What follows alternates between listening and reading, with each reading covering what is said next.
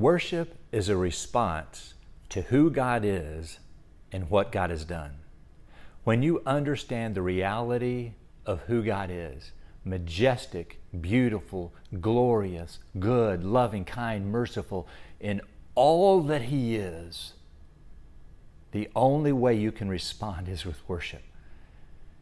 And in the same way, when you understand what God has done, that He created this whole universe such that He could send His Son to die on our behalf so that we could experience unity with Him, so that God could wipe away all sin, all shame, all guilt, accusation, so that we could be fully restored, reconciled to Him, redeemed, such that we can experience intimacy with Him. We can know Him without boundaries. That is the purpose of God. That's what He has done. And so when we bring both of those elements into focus, we behold who He is. We understand what He has done. That demands a response. We must respond, and our response is worship. We adore, we honor Him, we thank Him, we rejoice in Him, we celebrate who He is. In any place in our hearts where there's not celebration, that's because the enemy has robbed us, stolen from us. We're believing lies, and that's his mission, to lie to us and deceive us and to steal, kill, and destroy. But we can get beyond that. The Lord is greater. The Lord's mercy, His forgiveness. He can move us out of those places where we're fully healed and made whole despite the trauma of the past. The Lord can fully redeem us such that we're able to enter into the fullness of His celebration and rejoicing of His identity, of what He has accomplished. That is the essence of worship.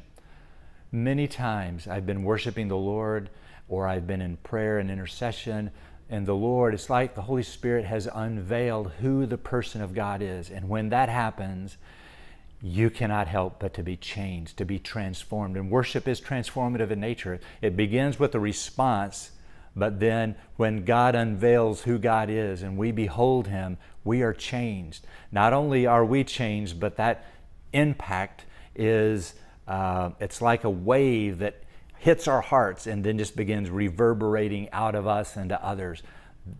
The essence of the effect of worship is it's transformative. It changes our perspective. It changes our understanding of who God is, of who we are, of who others are, of our circumstances, challenges, opportunities. When we behold the essence of who He is, it changes everything, because we stop looking at life from this earthly perspective. We gaze on the majesty, the gloriousness of the Lord, and it changes our understanding. All of a sudden, the challenges of life are like, who cares? We see how great and glorious God is, and what else? What else matters when we behold Him in that way? And that is what we were created for. We were made to worship the Lord, to come into His presence, to look at Him with unveiled eyes, and to be changed by that experience. That's who we're made to be. And worship is like us ascending a mountain. Imagine a mountain that's called the majesty of God. And we decide to take a run up the hill, an exploration of the majestic nature of who God is. And we ascend up, up, up into the heights of the majesty of God. And God unveils who He is, and we behold Him, and we're undone. We're changed in the beholding.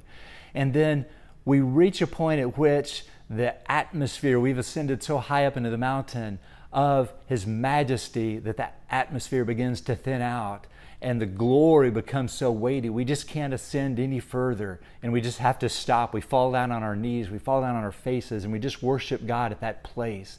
And we make a base camp there up that mountain, and we acclimate to that level of atmosphere and that weight of the glory of who God is.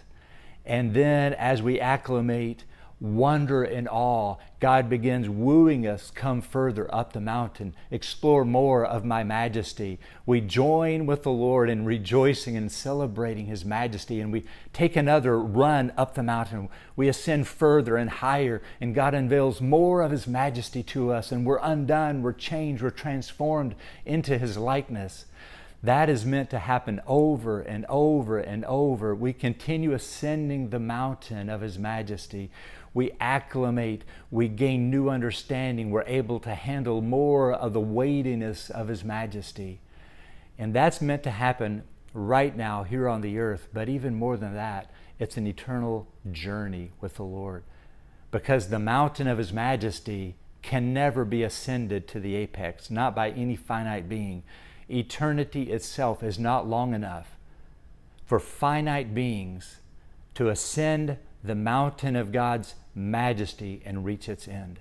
The apex is beyond the reaches even in eternity for finite beings. That's how big His majesty is. And that is only one mountain of the person of God.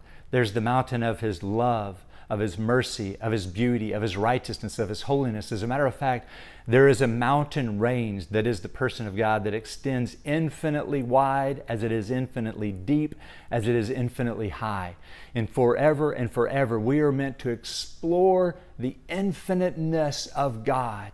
And He takes joy in unveiling who He is.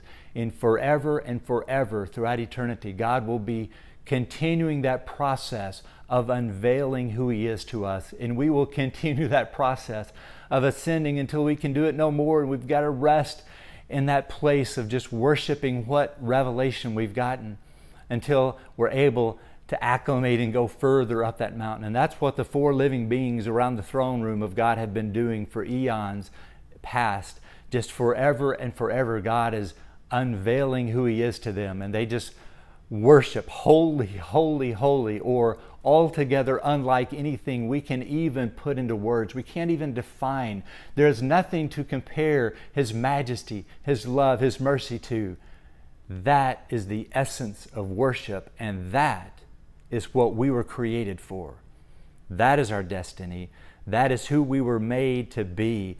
Rejoicing, celebrating, awestruck, exploring the mysteries, the limitless boundaries of who God is, how beautiful and glorious and majestic He is forever and forever and forever. Let me tell you, heaven is not a place where we will ever get bored. We will never reach the end of understanding, comprehending who God is. I imagine at some point in heaven, we're going to be sitting down, having conversations as a group, and someone's going to say, hey, I took this journey once up the mountain of God's mercies, and I ascended that mountain for 1,000 years. And oh, I can't even tell you the revelation, the glory, the majesty, how transformative that is. I'm telling you, you got to take that 1,000-year journey up the mercies of God.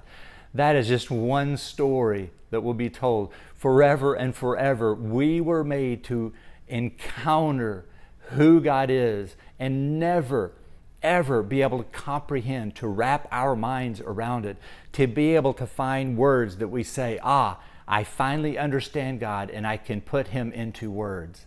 Never will that happen. Forever, who God is will forever elude us because He is infinitely greater than finite beings to understand and to explore and to find the end even in eternity. That's who we're made to be. That is our destiny in God. And we get to start that journey here and now as responders to God, responding to who He is and what He's done.